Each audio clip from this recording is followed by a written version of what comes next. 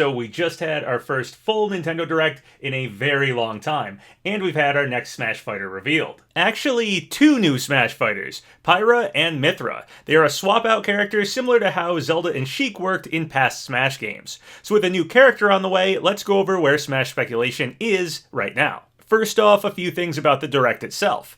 There was a leak for part of this. Shortly before the Direct over on Reddit, Practical Brush 12 leaked some of the games in the Direct, and information about them, but did not leak the Smash Fighters. Practical Brush 12, you may recall, had leaked Steve shortly before their reveal as well, but they did not leak Sephiroth, and now also did not leak Pyra and Mythra. There was possibly a hint to the date for this Direct in one of Sakurai's Twitter images, and I'm aware speculating about Sakurai hinting at things is very controversial, so I'll leave it up to you to decide if you think it was actually a hint or not. But either way, let's go over it.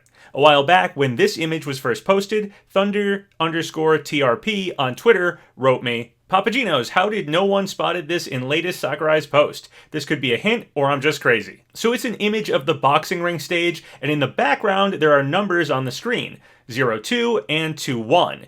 It was later discovered that there was binary for the number 1 and the number 7 here. Sakurai used binary to kind of hint at Byleth, so binary being used for hinting does have a history with Smash. So putting it all together, we have 02 for February, 21 for 2021, and 17, the 1 and the 7, for the 17th, which of course was the date of the Direct and the day we got the next Smash Fighter revealed as well. After the Direct was announced, Sakurai wrote, "Ho ho, if there is information on Smash Bros, ho ho." And then followed it up with this image and this statement that says, "I feel like I'll be confused no matter what I post. Just in case, there is no hint in my tweet or today's one." So Sakurai is claiming the ho-ho and the Wii Fit Trainer image are not hints. Of course, Wii Fit Trainer playing Leapfrog over another Wii Fit Trainer kind of fits for a swap-out character hint, and the ho-ho comment may have been references to the Nopon and their awkward speech patterns where they repeat things. But again, Sakurai is saying these weren't hints. So you decide what you think here. I just wanted to point it all out. Whether or not Sakurai ever hints at all for anything in Smash is of course a highly debated subject, so I won't discuss it further in this video. We did speculate a bit that this being a Nintendo Direct, it could be a good time to reveal a first-party character, and that is exactly what happened. So now let's talk about our newest fighters, Pyra and Mythra. First off, I'll give you my opinion on them, as I see their reception online is rather mixed. Personally, I like Pyra and Mythra. They are very similar to ARMS getting in Smash with Min Min, and my feelings here are similar as well. I like Nintendo games, so I'm cool with first-party characters. Xenoblade Chronicles 2 getting a rep is something that I felt was very likely for base game, but it didn't happen. And I'd have been happy about it happening back then as well. However, I understand the disappointment some people are feeling, but I believe it's mostly simply for getting them this far into the DLC. Any disappointment here is less so for these characters, and more so because it means we're down to 2 spots left in the second Fighters Pass, and there are some big name characters people would like to see before this is all over. There's of course also the anime sword fighter complaint that some people have, but I don't really buy into that one. My complaint was always just that Fire Emblems specifically seem to be overrepped, and not that anime characters with swords are overrepped. That's just a common trope in video games, it's tough to avoid. But I just wanted to highlight and point out that I really think it's the lack of more characters that we're down to our final 2 that makes something like this happening so far into the DLC not particularly exciting for a lot of people. But objectively, I actually really like this choice. I think Xenoblade is worthy of having more reps than just Shulk. I like the 2-in-1 swap-out mechanic returning. We sort of lost that when Zelda and Sheik became separate characters, and I've never been a fan of Rex's design that much. Sorry, Rex fans. So I like this option instead for a Xenoblade rep. Now I do want to point out something Inrin Khan said on Reset Era a while back. In a thread titled, "Would you be okay with the rest of the Smash Ultimate DLC been first-party characters?" Inrin replied, "I love Smash Bros. Because I can already go through this thread and tell who will be angry by the end of 2021. Obviously implying that there'd be first-party characters in this pass. Inrin cryptically proved he actually knew about Min Min early with a long post where the first letters of each post spelled out Min Min right before her reveal. And he's had other things to say about the second Fighters Pass, which so far have all been correct. So he's certainly worth listening to. Probably the most credible person for information about Pass 2 out there that I've seen. Taking what he said about first-party content in the second Fighters Pass, and now that we have Min, Pyra, and Mithra, that right there is probably more first-party content than a lot of people are happy with. So who knows if there's more to come. I suspect there'll be at least one more third-party fighter, and Pyra and Mithra might even be it for first-party stuff, so maybe it's 2 more third parties, but I felt I should point out what Imran was saying, as they were right about this pass having a lot of first-party content. Because even having only 2 first-party characters part of this pass, or sort of kind of 3 first-party characters part of this pass, does anger a certain group of fans hopeful for a lot of third-party stuff. Okay, so now let's take a look at Pyra and Mithra themselves. One kind of cool thing that I noticed was it appears Mithra is giving Pyra rabbit ears in their official render. Kinda cute. It's one of those things, once you see it, it's hard to unsee it. Drewmaro_comics pointed out that the renders aren't like that on the mobile site, so it's likely not intentional. Still, I think it's pretty funny. Pyra and Mithra are also the second spirit characters to be upgraded to playable fighters, the first being of course Min. So we were correct speculating at least one more spirit would be upgraded, and it turns out we actually got 2. In an interview translated by Source Gaming, Sakurai said, "Looking at how things are now, it may seem like a strange omission that there aren't any new fighters from Xenoblade Chronicles 2 and ARMS. However, this is because they needed to be included from the very beginning at the planning stages. So it was an issue of a timing aspect?" And Sakurai said, "It's not possible to decide to include 1 or 2 more characters when you're in the thick of development." So it seems these series that almost made base game are now getting characters in the second Fighters Pass. And I'll talk a bit more in depth later about how this pass seems to involve a lot of content that almost happened for base game. But for now I want to talk about the characters that didn't make it in from those series. We had the Rex Mii costume as a bonus for buying the first Fighters Pass, and Sakurai said Rex nearly made it into Smash, and the Mii costume was a bit of an apology, and that Xenoblade Chronicles 2 was just too late into Smash's development time to make the base game cut. Now Sakurai has chosen Pyra and Mithra over Rex, unless you count their final Smash, of course, which does involve Rex. So Rex is in a super similar position as Chrom was in Smash 4, being part of Robin's final Smash, but not playable.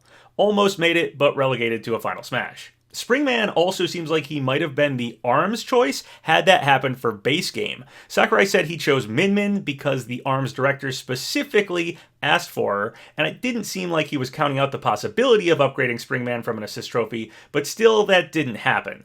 While I don't think there's a hard rule about Mii costumes or assist trophies not being upgraded, if they really wanted to, I feel like they could. However, after what we've seen at this point, and with only 2 spots left in the pass, I'm wary that any assist trophies or Mii costumes will actually become playable fighters. It seems it may have been somewhat avoided to actually do so. Here's Pyra and Mithra on the Smash banner, added right near Shulk, and we got some new illustrative artwork from the original game's character designer to celebrate their reveal.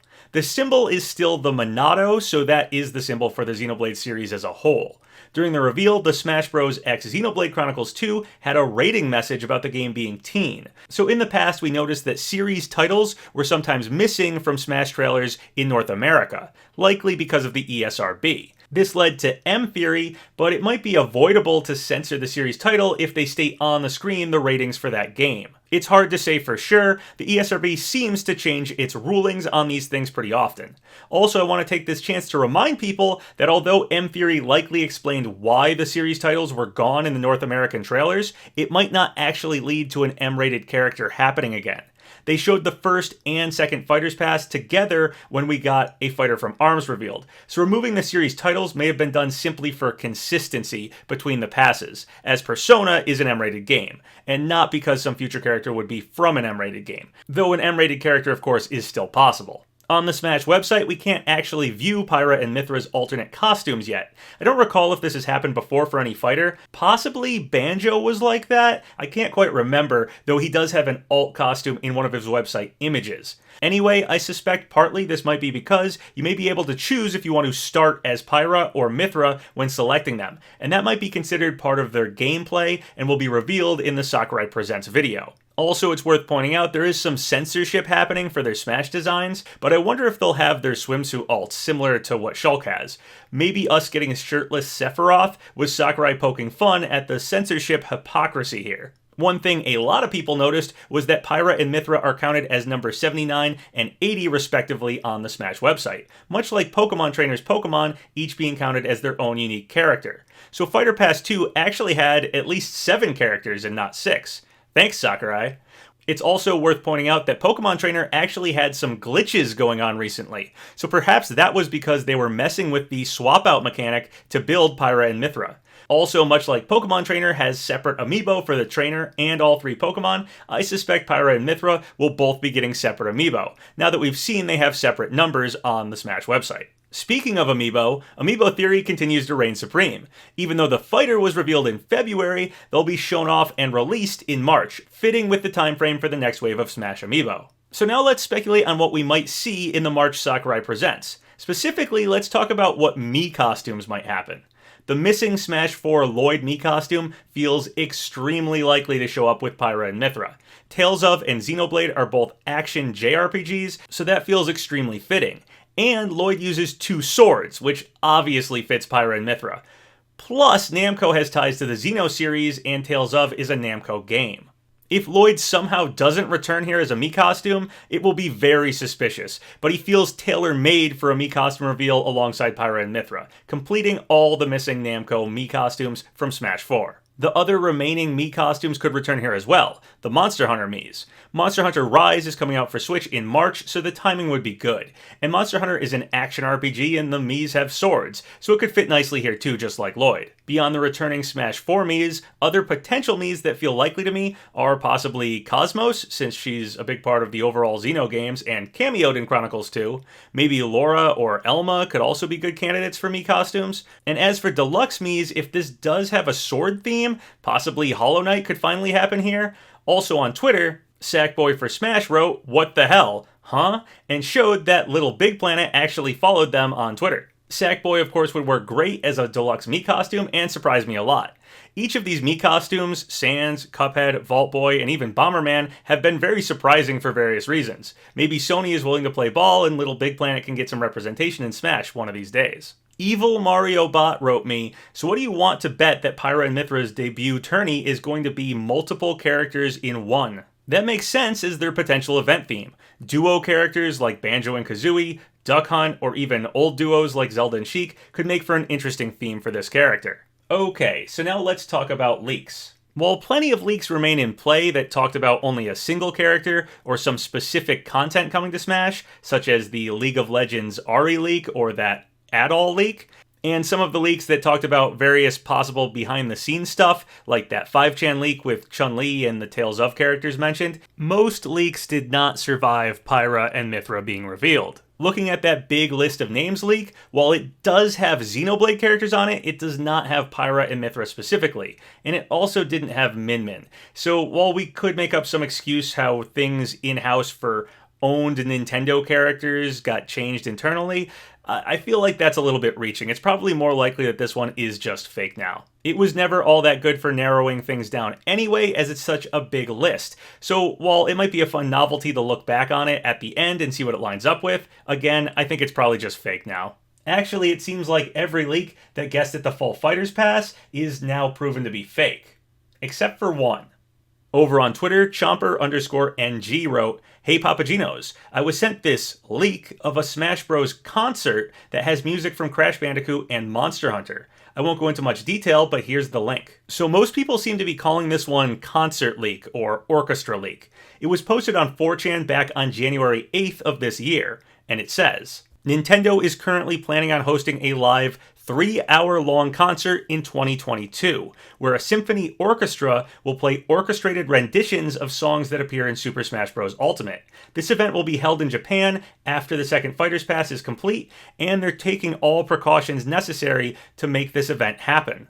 They'll stream the event live on YouTube for everyone around the globe to see, and eventually Nintendo will distribute a soundtrack disc on the My Nintendo service. Below is a list of songs that Nintendo is considering for the orchestra to play at the event." And then they list out the tracks, and it has songs for each entry in the Smash series, in order, and has songs for every single fighter, as if the concert will go through the entire roster, one by one, playing a song for the characters, and then songs for the transitions between games, such as going from Melee to Brawl and playing those games' main themes and stuff. So this whole list goes in order of the characters' reveals on the roster, and the order of the Smash games. If we go down to the end of the list after the track One Winged Angel, which would be for Sephiroth, who was the most recent fighter at the time this post was made, the last 3 tracks for characters are Counterattack, Xenoblade Chronicles 2, Insanity Beach, which is from Crash Bandicoot, Proof of a Hero, which is from Monster Hunter. So not only does this have a Xenoblade Chronicles 2 song as one of the missing fighters, it even has it as the next song after Sephiroth.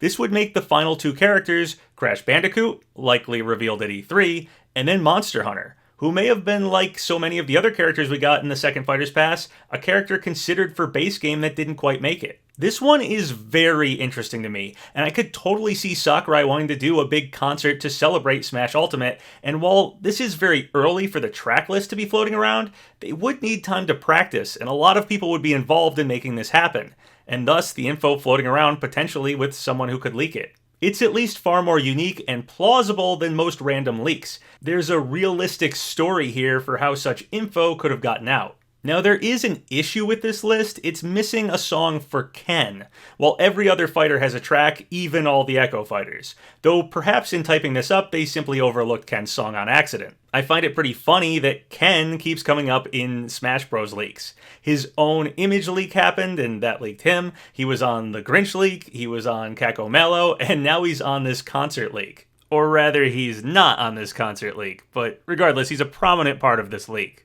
Anyway, this potential leak has a pretty strong shot at actually predicting our final two characters. I think it's best to wait and see if the Monster Hunter Mii costumes return or not, alongside Pyra and Mythra, before we look too hard at this one. If we don't get them back in the next Mii wave though, then I think there's a strong chance Crash could be at E3, and Monster Hunter Miis were saved for last, with all the other Miis slowly returning before revealing the Monster Hunter ones were actually upgraded to a playable fighter. Monster Hunter Rise could even have DLC or something happening in the fall, and that would fit for a Monster Hunter character being revealed last, if the last character is revealed around then. That big Capcom leak, supposedly not having anything Smash in it, goes a bit against this one, but remember, it was never 100% certain that just because Capcom had a major leak and it didn't involve Smash stuff, that meant no Capcom content could happen. It's possible that was simply very well kept information within Capcom and it didn't leak. The Crash 5-year plan document thing is just a rumor, but this could mean it's real, and our other major possible character leak was sort of for Ryu Hayabusa, but it's always possible he ended up a Mii costume, or the Koei Tecmo negotiations Verge have been heard about simply resulted in things like Byleth, as Koei Tecmo worked on Three Houses,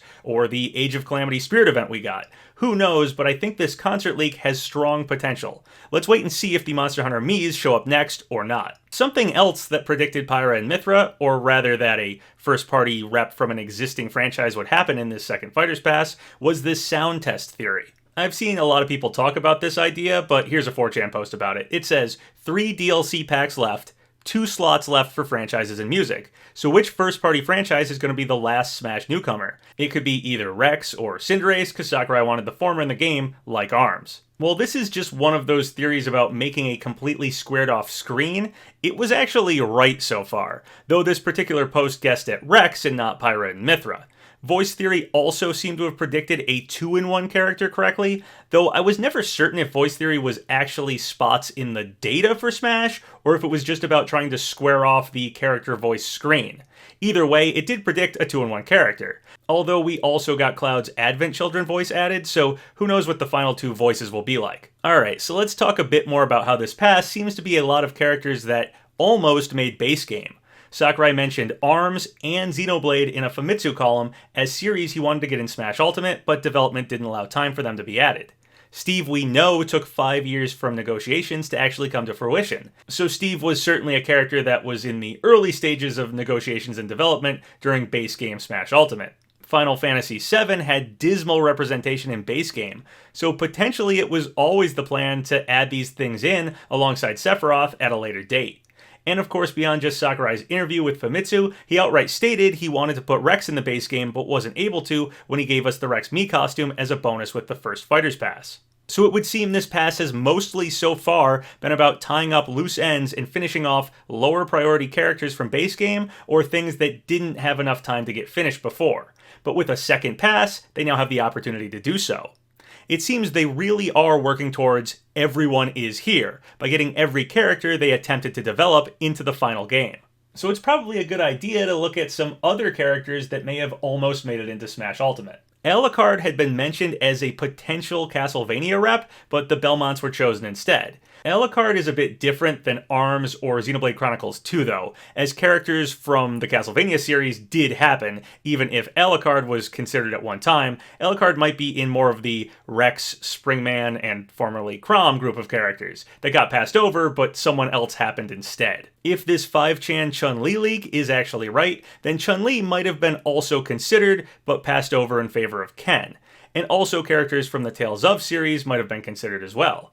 But this possible leak is speculative and not proven real, so I don't want to harp on these fighters too much, as we simply don't know for sure if they were really considered or not. Inrin Khan said that Byleth's moveset may have been based on a fighter that didn't make it, and he suggested that fighter might have been Monster Hunter. Inrin says he's unsure if Monster Hunter is still happening or not though, so he isn't completely counting them out, and if they were once considered for base game, Pass 2 could bring them back. Or maybe we'll just get the Mies and the Rathalos assist trophy is all we're getting as far as Monster Hunter stuff goes. Who knows? Porky Minch was a former boss in Super Smash Bros. Brawl, and he very suspiciously does not have even a spirit in Smash Ultimate despite being a former boss, and thus important to Smash history itself, and not just the Mother series. It's a very odd omission, and I've been expecting something to happen with Porky since he didn't show up in base game, or even show up during the Mother Spirit event. So we'll have to wait and see if he was maybe shelved at some point and possibly could return. There's a fan theory that the reason he doesn't have a spirit is sort of a joke about the absolutely safe capsule, like he's trapped in it and thus not in Smash, but inside the capsule.